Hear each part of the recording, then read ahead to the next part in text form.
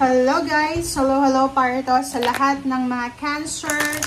Cancer, welcome dito sa aking channel, Kapalaran 888 Cancer. Alamin natin Cancer kung anong messages, vibration, gabay, energy. Okay.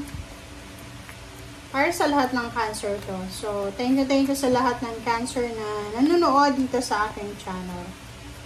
Okay. Please gamitin natin ang ating intuition guys. I-connect natin ang ating intuition sa lahat ng barahan na pwedeng lumabas dito. Kumuha lang tayo dito ng isa sa first deck na to. Ito ang gusto ko. Okay, Cancer, occupation. Wow. So, for the first week of July, from June 30 dito kasi to June 30 until July 6. Sinasabi ng barahan na you are super busy, diba? Multitasking, overworking. Wala kang oras para sa mga bagay-bagay kasi maybe kakasimula mo pa lang sa isang trabaho or kakasimula mo pa lang sa business. Kailangan mo mag-double time, kailangan mo mag-overtime kasi marami kang utang na kailangan bayaran, maraming expenses, maraming mga gastusin, maraming mga compromise ka na kailangan na ayusin. So, this is number 7. May naghihintay sa'yo. So, may naghihintay sa'yo na matapos mo tong ginagawa mo or may naghihintay. Kumbaga, if you are a business person, may quota ka. So, parang kailangan mong tapusin siya within this week kasi mababayaran ka lang kung matatapos mo siya sa linggong ito. Cancer.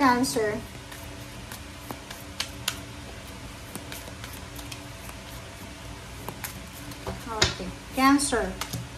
Clearing the excess. Number 18, it's 9. You are entering a transitional phase and would benefit from clearing away excess clutter, whether it is in your physical body or physical space. Wow! Wow! Okay, Cancer.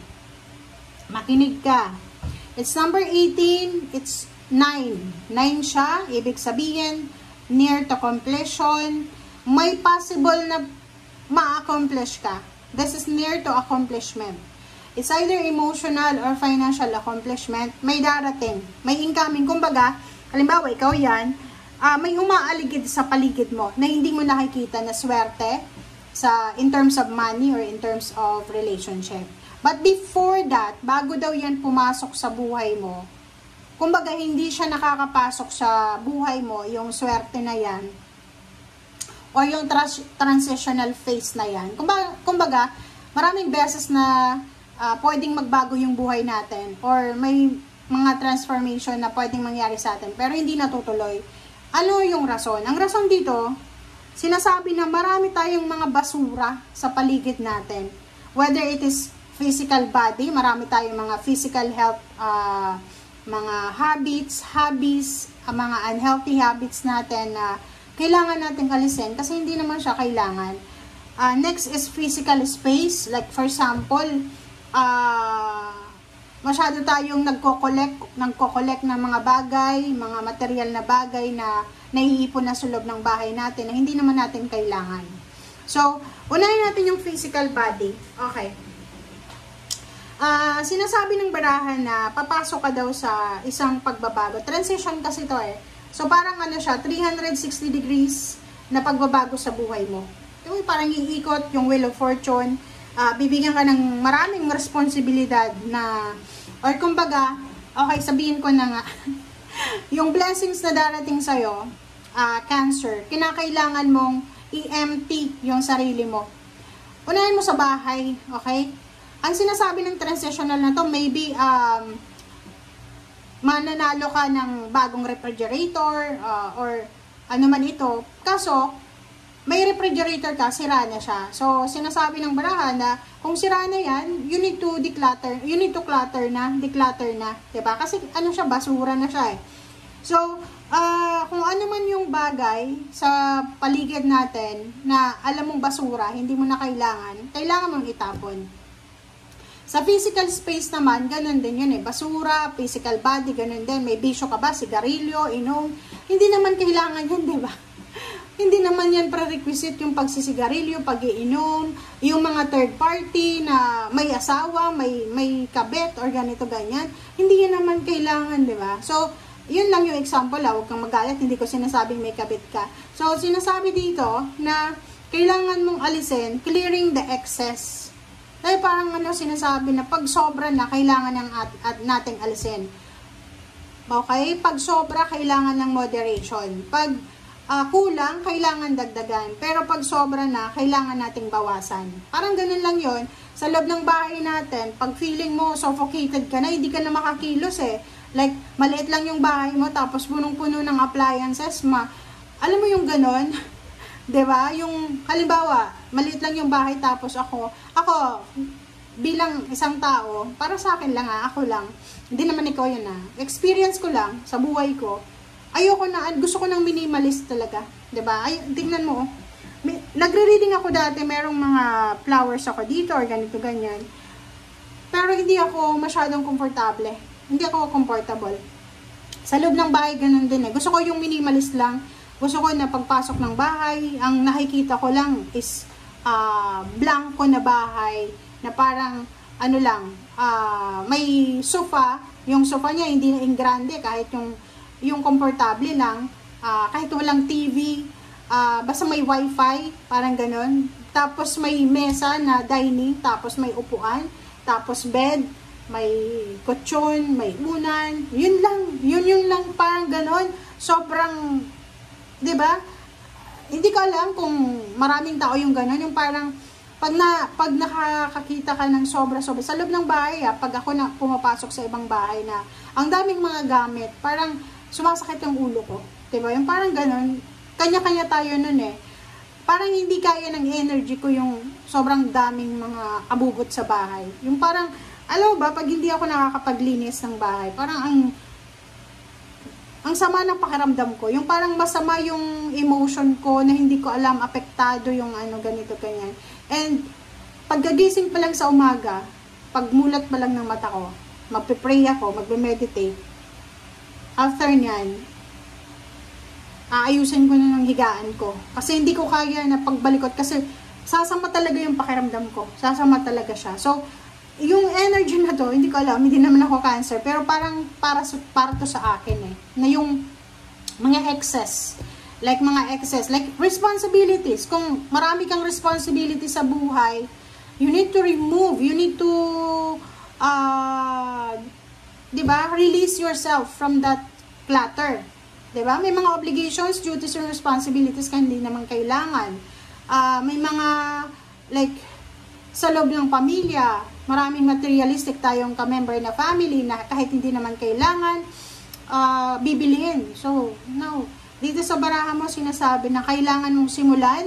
Magsimula ka ngayong June 30 na to, first week siya ng July, na alisin yung mga sobra-sobra and focus ka lang sa kung ano yung importante. Okay? Hindi ko alam kung bakit nasi-share ko yung mga pansarili ko. Dapat hindi ko siya ni-share, diba? Kaloka. Pero may iba naman na parang may iba naman, diba? May nabasa ako nun dati na may mga tao na ayaw nila ng minimalist kasi parang feeling nila hindi sila nasasakal. Yung parang feeling nila na nalulungkot sila na walang nakikitang ibang color sa bahay. Parang ganyan. Pero ako, para sa akin, talagang gusto ko, minimalist talaga. Kahit sa plato, baso, kung ilan lang yung tao sa bahay, yun lang yun. Yung pair ng spoon and fork, ganun lang. And tinatago ko talaga yung mga spare na yan kasi useless diba? Tapos after kumain, diba? Tayo, alimbawa, after nating uminom ng kape, hindi natin nilalagay yung tasa sa mesa or sa kung saan, automatic na naguhugas na ako ng ganun. Kasi parang hindi ko alam. Hindi ko alam. Basta ganun lang. Okay? Archangel Raphael. Okay? Nandito si Archangel Raphael sa'yo, Cancer.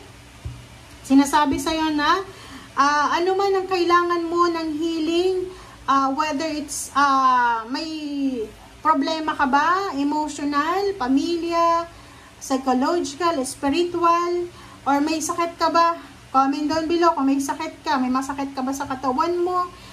sinasabi ng barahan na dito sa Archangel Raphael. So, you need to invoke, you need to call Archangel Raphael, heal me. Parang ganon. So, pagalingin ka ni Archangel, pagagalingin ka ni Archangel Raphael kung tatawagin mo siya. Kasi, yung mga angels, kailangan natin guys na tawagan sila. Okay?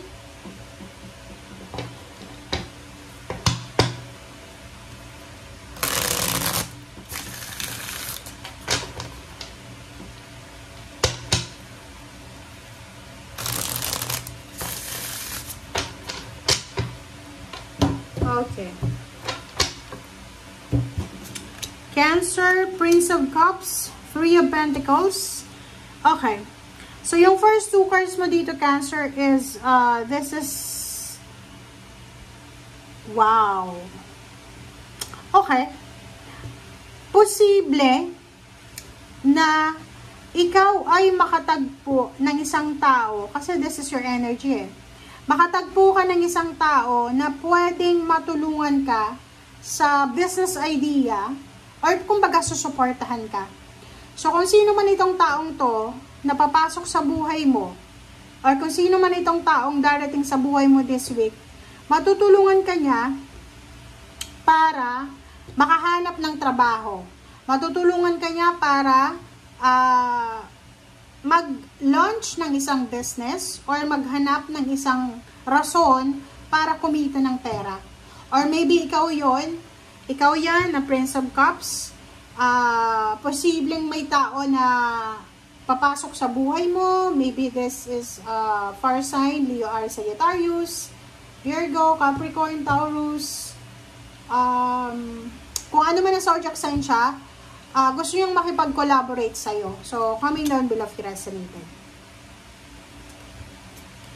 Sinasabi ng baraha sa'yo, huwag kang masyadong mabilis gumawa ng action. So, halimbawa, dito, diba?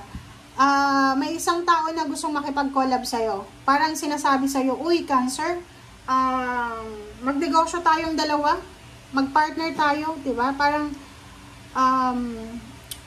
akong bahala, ako yung magmamanage. No daw, sabi nito. Wag masyadong excited, wag masyadong advance, wag masyadong magbilang ng kumbaga result. Night, sinasabi ng barahan na pag-isipang mabuti kasi pwede kang ma-scam, pwede kang nakawan ng pera, pwedeng mawala yung pera mo, mawala yung tiwala. And pwede din na magsisi ka sa bandang huli. So, yun. Kung nanonood ka sa ngayon, Cancer, sinasabi ng baraha sa'yo na makukuha mo yung pangarap mo alone. Hindi mo kailangan ng mga tao na makikipag-collaborate sa'yo.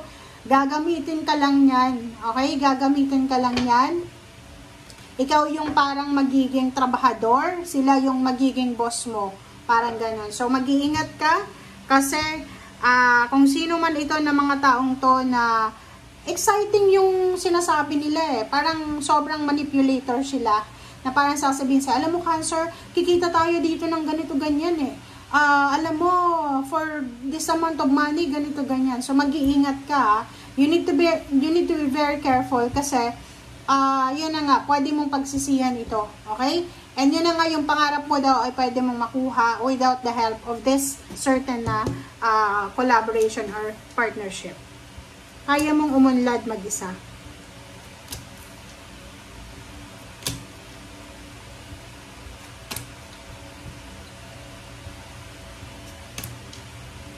Okay. The Emperor, Two of Pentacles, Prince of Pentacles, Four of Torches, Queen of Torches, and Five of Swords. Sinasabi ng baraha sa'yo dito na, yun na nga sabi ko sa'yo yung pangarap mo sa buhay, kaya mo yang ma-achieve without collaborating with someone. Okay? Kung may plano kang mag-business kang mag-isa. Five of Swords, marami kang mga plano sa buhay na ino-offer ng mga taong ito. Marami sila eh. Maybe they are family or they are group of individuals na parang sinasabi, nakikita nila yung potential mo eh. 'Di ba, Cancer? Yung mga taong ito na mag-o-offer sa'yo ng trabaho or partnership or collaboration, nakikita nila kung gaano ka kasipag or kung ano yung skills mo eh. 'Di ba? Yung parang siguro magaling ka, magaling yung kamay mo, maybe ano ba? Sa construction ka ba? Parang ganon. And Five of Swords, sinasabi ng baraha sa'yo dito na kailangan mong maging matalino. Okay? Hindi lahat ng ino-offer sa'yo, pabor sa'yo yan eh. Kasi if ever na ikaw lang, halimbawa, gagawa kayo ng business, pero ikaw lang yung magtatrabaho. Sino yung boss? Sila. Hindi sila kikilos eh. Sila yung maghahanap ng kontrata. Wala silang kapagod-pagod.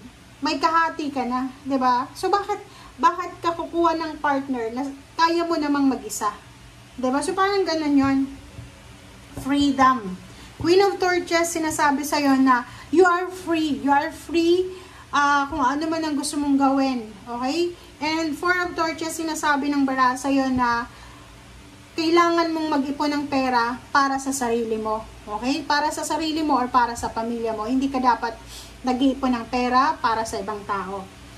Prince of Pentacles and Two of Pentacles and the Emperor, sinasabi ng baraha sa'yo na doon sa mga Cancer na nag-aantay ng salary increase, higher position, ng authority, ng power, sinasabi na parating na ito. So, you need to wait.